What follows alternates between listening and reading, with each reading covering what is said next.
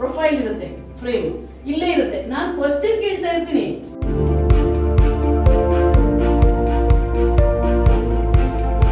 Profile ಇರುತ್ತೆ. Cameraman ಮಾತ್ರ opening ಇಲ್ಲಿಂದ ತಗೋತಾನೆ, ನಿಧಾನಕ್ಕೆ 2 ಫ್ರೇಮಿಗೆ ಹೋಗ್ತಾನೆ. ತುಂಬಾ ಮಾತಾಡ್ತಿದ್ದಾರೆ ಅಂದ್ರೆ ಸಿಂಗಲ್ ಫ್ರೇಮಿಗೆ ಹೋಗ್ತಾನೆ.